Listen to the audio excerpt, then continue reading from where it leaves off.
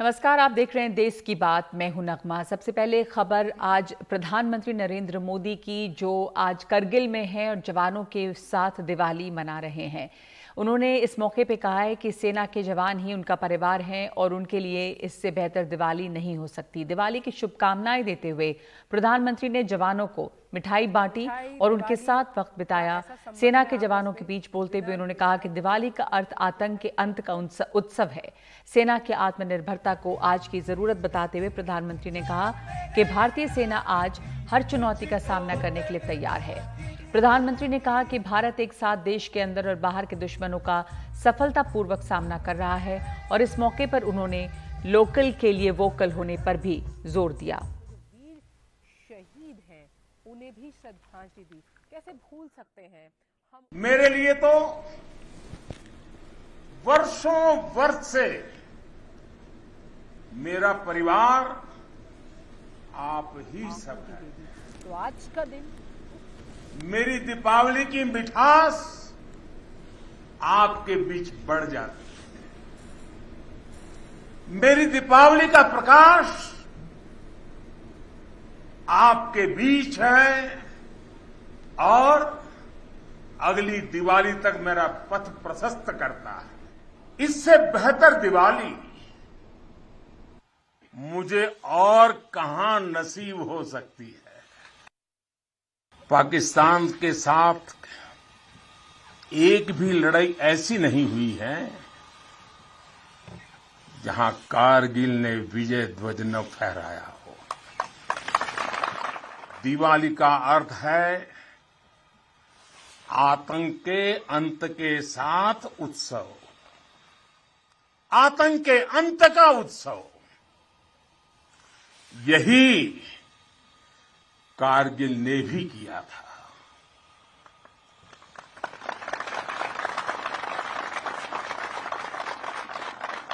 कारगिल में हमारी सेना ने आतंक के फन को कुचला था। भारत अपने बाहरी और भीतरी दोनों दुश्मनों के विरुद्ध सफलता के साथ मोर्चा ले रहा है।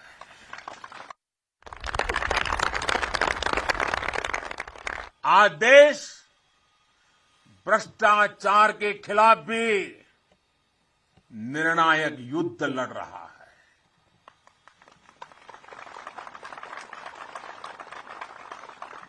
भ्रष्टाचारी चाहे कितना भी ताकतवर क्यों न हो, कितना ही ताकतवर क्यों न हो, अब वो बच नहीं सकता।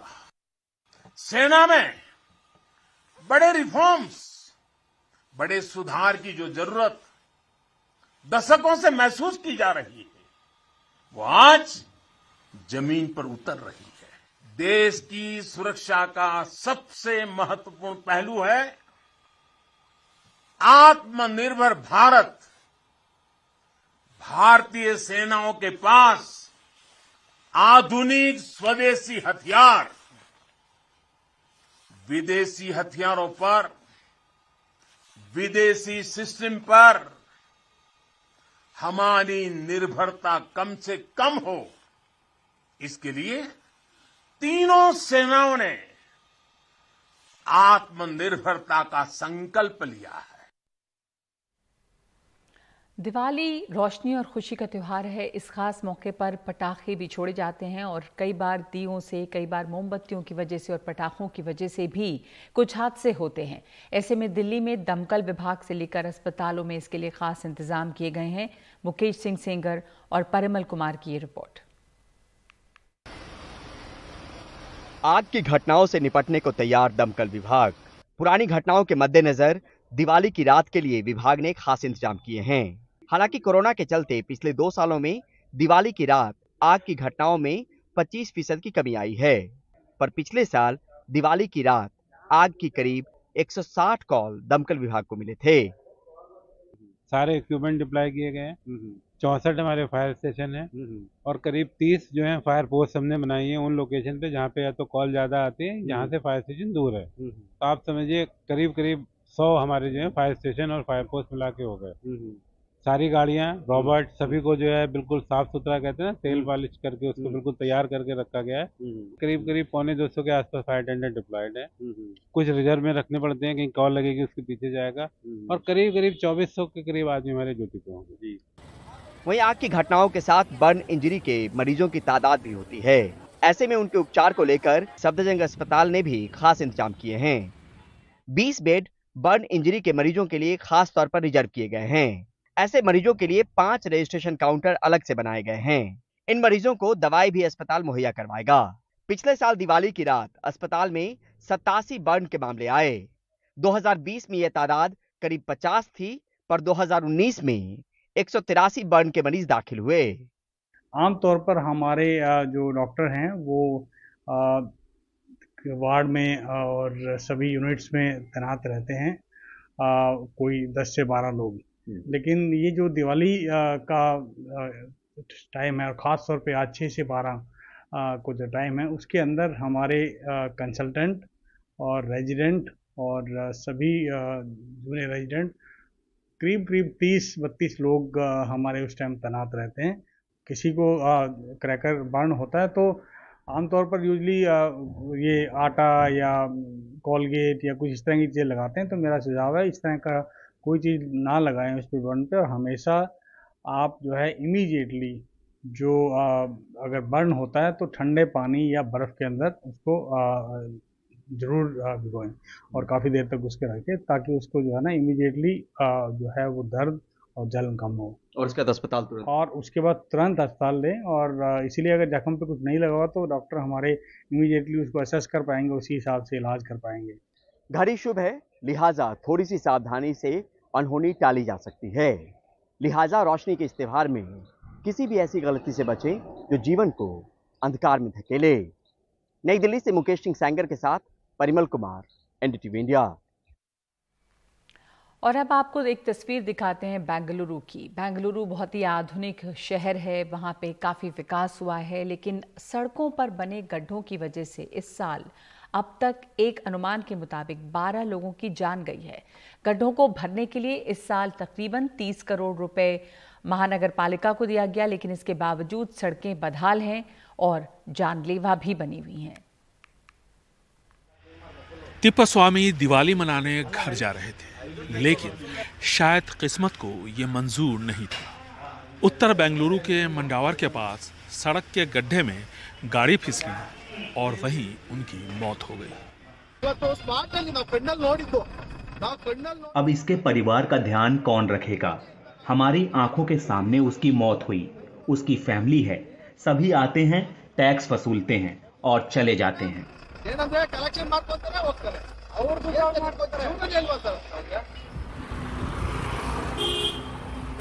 शहर की दूसरी सड़कों का हाल देखिए।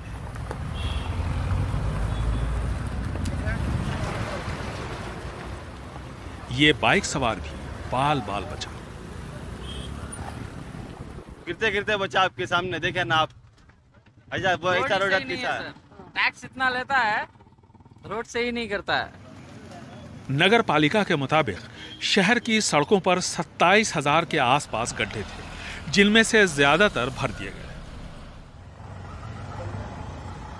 ट्रैफिक पुलिस अधिकारी ने जब देखा कि यह गड्ढा जानलेवा हो सकता है तो उन्होंने खुद ही इसे भरवाना शुरू कर दिया।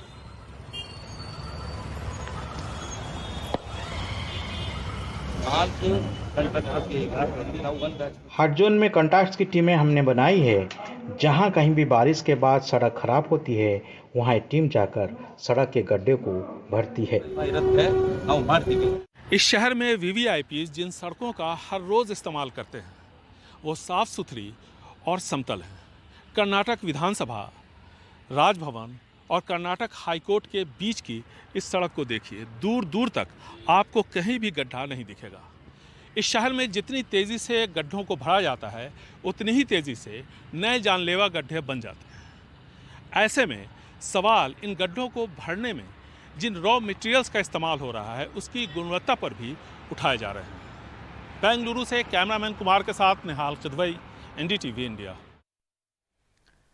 बंगाल की खाड़ी में बन रहे चक्रवाती तूफान सित्रंग का पश्चिम बंगाल में अब असर दिखने लगा है। कोलकाता समेत कई जिलों में रविवार को बादल छाए रहे।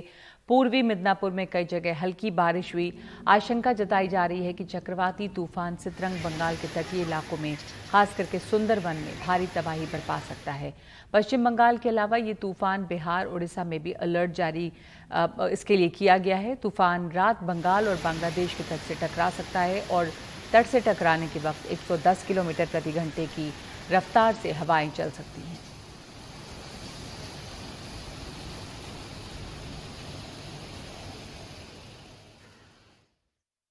साइक्लोन सित्रंग के जो मैपिंग है, जो ट्रेजेक्ट्री है, उसको देखकर जो मौसम विभाग है उनको लगता है कि जो देश और जो राज्य बांग्लादेश के पूर्व की तरफ है वहां पर प्रभाव ज्यादा देखने को मिलेगा, क्योंकि साइक्लोन की जो मूवमेंट है वो उस तरफ है। लेकिन हम इस वक्त है पश्चिम बंगाल के दक्षिण 24 परगना में, जहां पे भी अलर्ट जारी किया गया है। भारी बारिश और तेज हवा की फोरकास्ट यहां पे भी दिया गया है। मौसम विभाग द्वारा मछुआरों को बोला गया है कि वो समुद्र में ना जाए, सब वापस आ गए हैं और मौसम खराब हो सकता है समुद्र में। ऐसे जो वेदर अलर्ट है वो जारी किया गया है। इस वक्त शाम को थोड़ा सा मौसम अभी लग रहा है कि उतना खराब नहीं हुआ है, लेकिन लैंडफॉल जब होगा, जब टाइड ऊपर जाएगा और समुद्र का पानी अंदर आ जाएगा, तब ऐसा अनुमान लगाया जा रहा है कि साइक्लोन की हवा की गति क्या रहेगी और उससे क्या डैमेज हो सकता है, वो तब और क्लियरली पता चलेगा। लेकिन जो राज्य की SDRF है, स्टेट डिजास्टर रिलीफ और रिस्पांस फोर्स, और NDRF जो है, नेशनल डिजास्टर रिस्पांस फोर्स, ये सारे फोर्सेस को अलर्ट किया गया है, तैनात किया गया है डिस्ट्रिक्ट्स में। डिस्ट्रिक्ट के जो SPs है उनको भी अलर्ट किया गया है कि अगर कुछ ऐसी स्थिति बने जहां पे लोगों को मदद की जरूरत पड़े तो वो तुरंत वहां पे पहुंच पाए। इस स्थिति के लिए उनको तैयार रहने के लिए बोला गया है।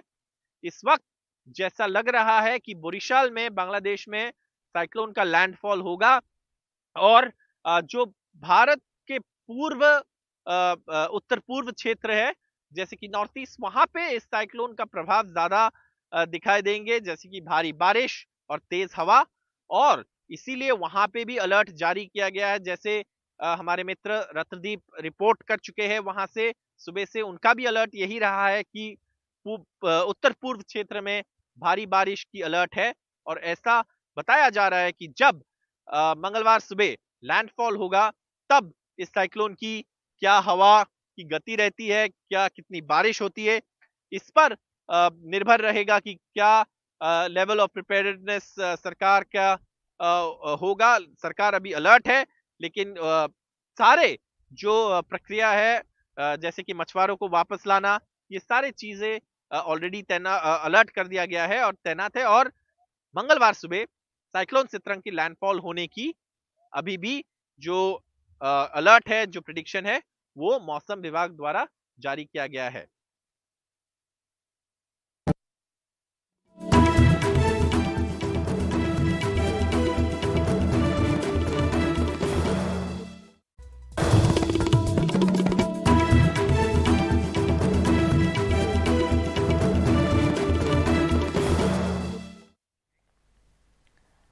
ब्रिटेन के प्रधानमंत्री की रेस में ऋषि सुनक सबसे आगे निकल गए हैं। बोरिस जॉनसन ने खुद को रेस से बाहर कर लिया है। अब ऋषि सुनक का ब्रिटेन का अगला प्रधानमंत्री बनना लगभग तय है। आज ब्रिटेन के अगले प्रधानमंत्री के नाम की घोषणा होगी। 45 दिन पहले ही वो इस रेस में पिछड़ गए थे और प्रधानमंत्री नहीं बन पाए थे, लेकिन प्रधानमंत्री लिज ट्रस ने 45 दिनों में ही इस्तीफा दे दिया। इसके बाद ऋषि सुनक ने एक बार फिर दावेदारी पेश की और इस बार उनके सामने कोई उम्मीदवार टिकता नजर नहीं आया।